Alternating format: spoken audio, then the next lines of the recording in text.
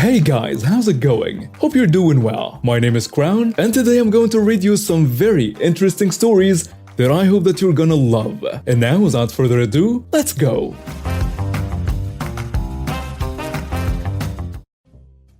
So, a bit of backstory, and this will be long, so get the popcorn. I'm an autistic male 30 with Tourette's, OCD, and depression, which I was misdiagnosed as a kid with ADHD. Side note, found out later that apparently doctors will diagnose kids with ADHD instead because of who wants to say a 3 to 5 year old has depression. Due to my Tourette's, I blink or squint my eyes a lot, and I do have some vocal tics such as grunting, chirping, repeating words, and changing my voice, but not the vulgar language that's a different form of the syndrome. I am told I am well spoken for an autistic man. But that's because I'm high-functioning and put in a lot of effort. Honestly, I am more reclusive than anything. Never really doing anything but work and go home, and yes, that means I don't hang out with people. I work at a gas station and I won't even reference any funny name change, as I still work there, and in my state, I live in the US, my boss can't fire me for it. Also, they have a hard time firing me since I do everything from maintenance to IT when needed, so they don't have to pay more for someone else to do it. This incidentally made them promote me to a manager position, and I'm currently working towards getting a job in their IT department. I'm also 6 foot 3 inches tall, weigh about 320 pounds, and I used to play football. Needless to say, I'm a big boy. Also, I'm a bit of a jerk since working customer service anywhere you see the ugly side of people more so than anything else. Long intro I know, so on to the story. The cast of the story will include me, the entitled lottery lady, a regular customer, and 2 cops. So it's been a very busy day. The lottery is selling like hotcakes since it's at a 600 million jackpot, and the other is at 470 million at the time this happened. Just in 1 hour I sold almost $1,000 in lottery alone. Now we label our lottery as online or scratch off, so it's the online that's selling like crazy. It's about 4 p.m. and I have a line of around 5 to 7 customers, mostly regulars going to work, when in walks the entitled lady. Now, I don't know if it's because it's January or if it was because she was such an entitled woman, but I felt a blast of cold air and had to put my jacket on. She walks between people, never once saying excuse me or even saying hello when I greeted her. She walks right up to the scratch-off tickets to look. Now, we do not have an electric dispenser at my store as we don't sell enough lottery. This day was only busy as my store allows lottery on a credit or debit card. I check out a few customers, and once I reach the last 2 in line, 5 more walk in. As I start ringing up the next customer, the lady loudly asks, "Are you going to help me or ignore me?" Now, like I said, I'm a bit of a jerk and don't care much for her tone. I tell her, if you want lottery, you have to get in line like everyone else, as my register is not where you are.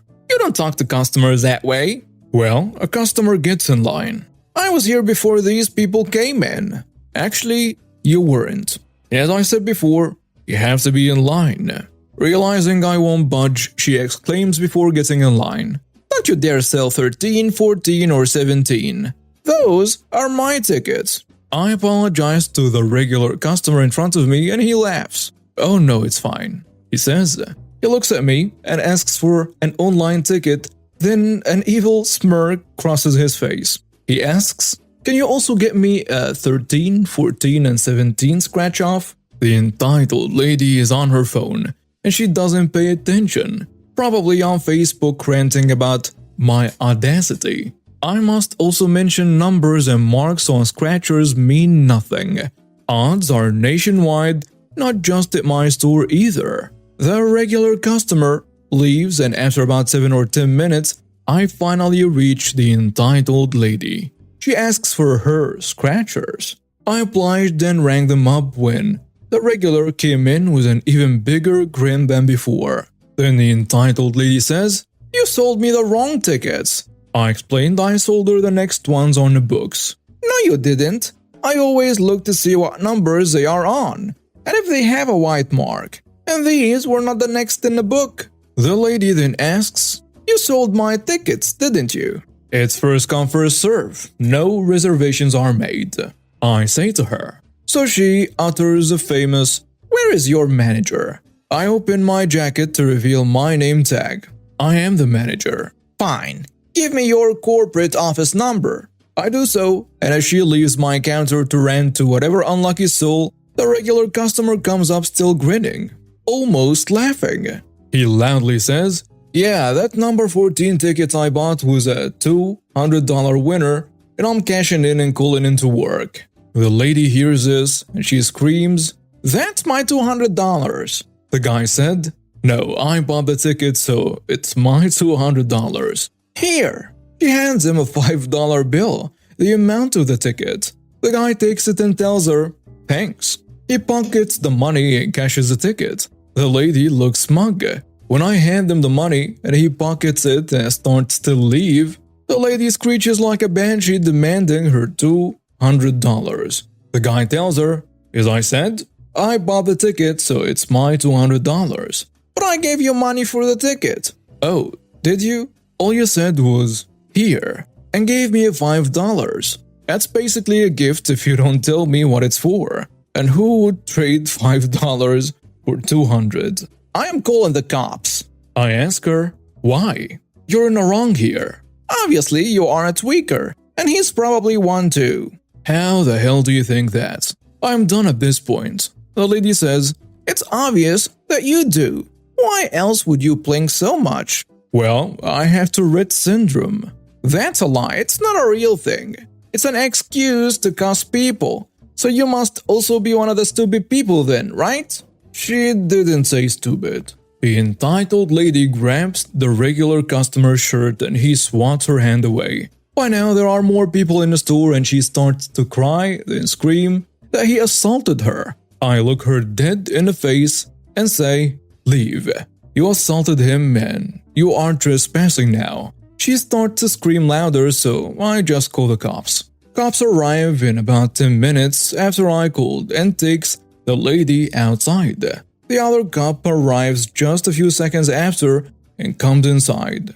Cop asks, "What happened?" Me and the regular customer along with some others who saw most of it explained. The other cop comes in and asks me, "Did the regular customer assault her?" I answer, "Nope." She lunged at him and grabbed him and he swatted her hand away. Others agree with our side of the story and they also watch our CCTV. Then I tried to lighten the mood with a joke. She even thought I was a tweaker because I have Tourette's. The cop asks me, "Did you tell her that's what you have?" Well, yes.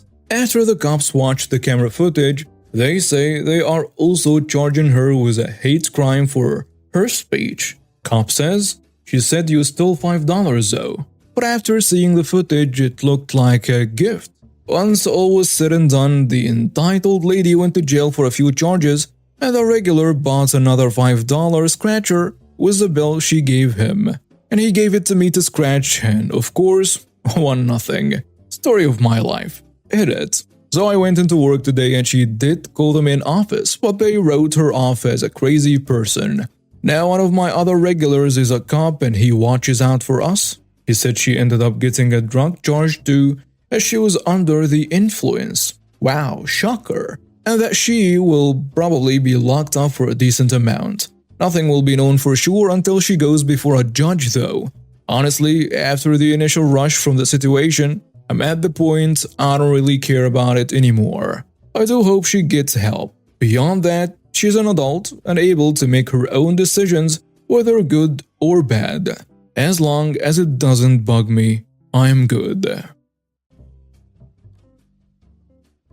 A few things. First, I'm a security officer with a private investigator certification, which allows me to take PI private investigator cases as long as it doesn't interfere with local police investigations. And any crimes that I witnessed must be reported to the police as soon as possible so they can make an arrest.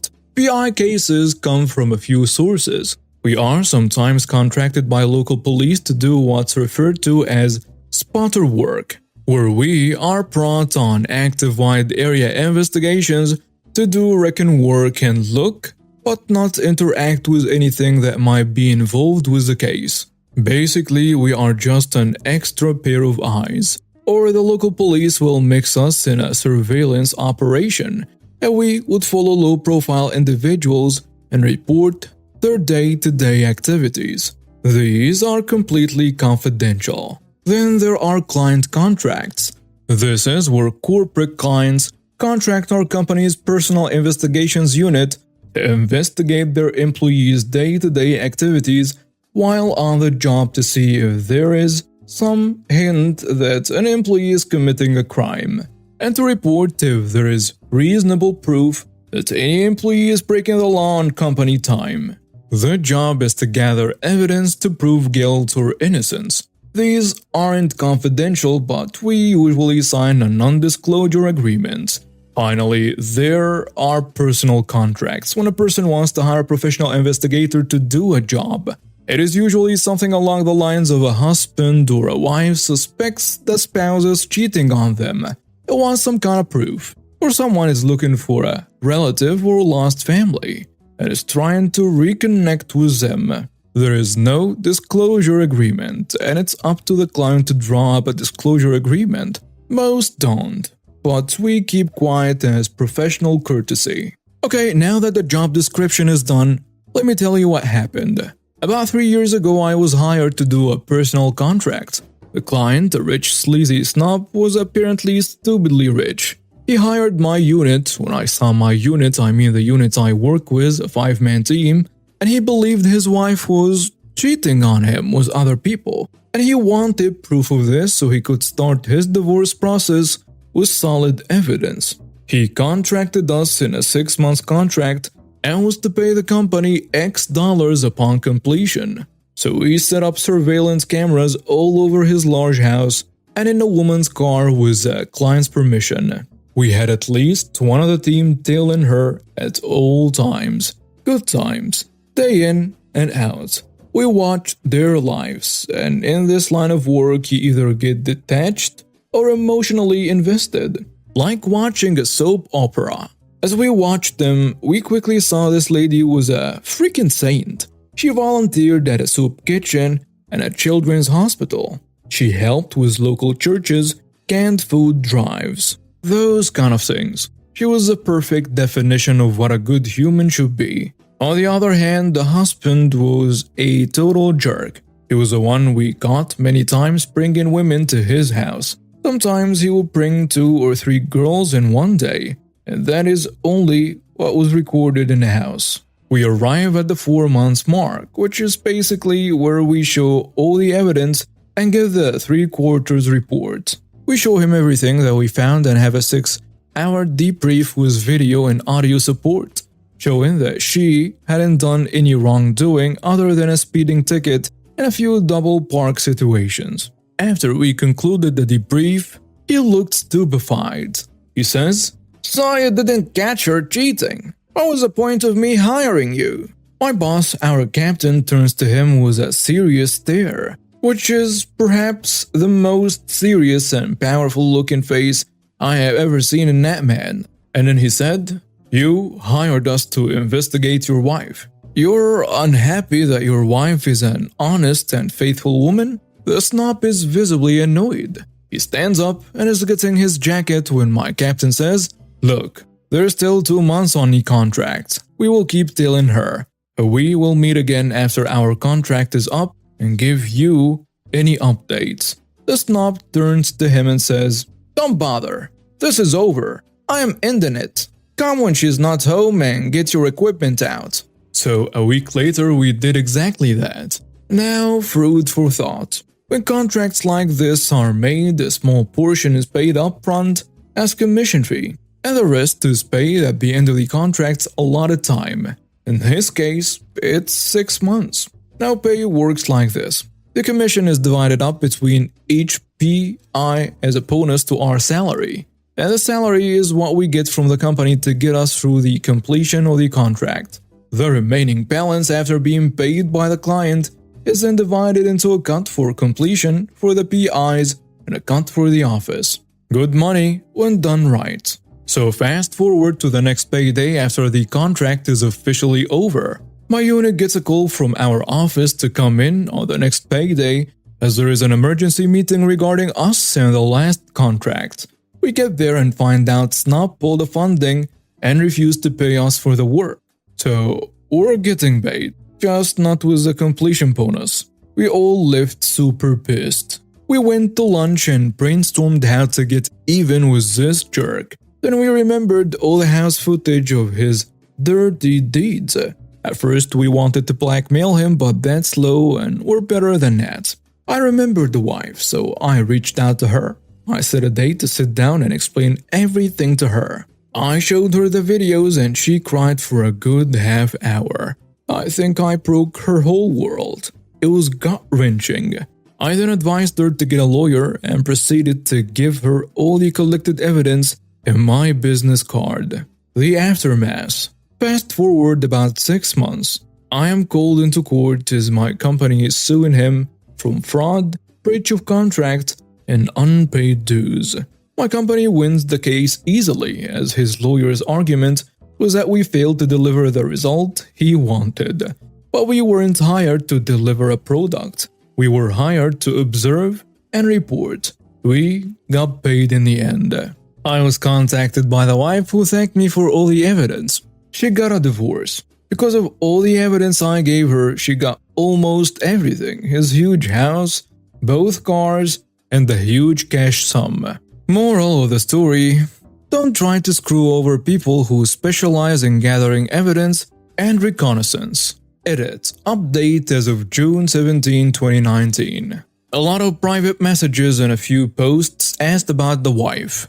I promised I'd look into it, and I did. I got in touch with her, and we agreed to meet with her yesterday. She was delighted to hear from me. We met up at a local coffee shop, and I got to meet her new husband. And she has had 2 kids. Both girls are cuties and so well behaved. And now she's pregnant with the 3rd. Confirmed it's a boy. She has been remarried for almost 2 years now. After a few coffees and idle chat, she told me about her own petty revenge story. Now keep in mind this is what she told me, so take it with a grain of salt. She told me of how the family of the super snob demanded that they get the house back, as it's their family ancestral home, and offered to buy the house from her almost immediately after her divorce hearing. She had a realtor come and evaluate the house. The family wanted to give her $250, but the realtor concluded that the house value was near $1.5 million. The family kept demanding she sell over the following months. She told the family about the realtor and his appraisal documents of the house being $5 million. So she would be putting on the markets up for sale for that price, but would sell to them first because they were like family for a discount of $3.5 million. They bought the house with cash next day in hand. End the pleasant evening with them. She then reached in her purse and got her wallet. I think she's going to give me money or something, and I raise my hand to stop her. She smiles and pulls out my old business card, and she says I tried to call you and your company a year ago to thank you, but the number on the card was disconnected. I wanted to know if you could update your contact information for me. I ask her why, and she continues to smile. Because you're the kind of person I like. You're looking out for me when I needed it, and I want to keep you in my back pocket just in case.